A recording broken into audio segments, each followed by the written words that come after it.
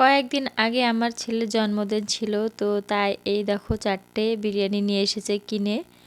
তো কেনা বলতে গেলে আমি বাড়িতে বানাইনি, যেহেতু আমার শ্বশুর শাশুড়ি বিরিয়ানি খায় না তার জন্য। তো আমি বেশিরভাগ ক্ষেত্রে ফ্রায়েড রাইসটাই বাড়িতে বানাই। তো ছেলের আজকে আবদার যে আমি আজকে ফ্রায়েড রাইস খাবো না, আজকে আমি বিরিয়ানি খাবো। তো তাই সেক্ষেত্রে ওর পাপা আজকে নিয়ে এসেছে 4টে বিরিয়ানি আমাদের 4জনের জন্য। তো আজকে যেহেতু ছেলের জন্মদিন, তাই ছেলে তো ভীষণই খুশি বিরিয়ানি পেয়ে। তো সত্যি কথা বলতে গেলে আমরা কিন্তু সেরকমভাবে জন্মদিন অতটা পালন করি না, আর একটুখানি হয়তো পায়েস করে দিই, এটাই জাস্ট, আর কিছু না।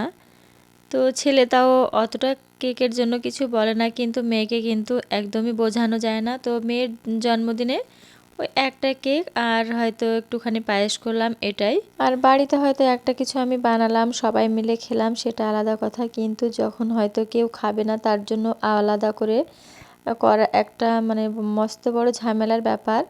তো ফ্রায়েড রাইসটা করলে কিন্তু আমি ভাত ডাল সবজিগুলো করি, আলাদা করে মাংস রান্না করি, সেটাতেই হয়ে যায়। আর বিরিয়ানি রান্না করলে কিন্তু সবগুলো কিন্তু আলাদা আলাদা করেই করতে হয়। আমার একটু খাটনিটা বেশি হয়ে যায়, তার জন্য আমি বিরিয়ানিটা বানাই না, ফ্রায়েড রাইসটাই বানাই। তো যাই হোক, চলো আমাদের খাওয়া দাওয়া কমপ্লিট করে নিয়েছি, তারপরে আমি চলে এসেছি ঘরে। আর এখন বাজে প্রায় 9টা।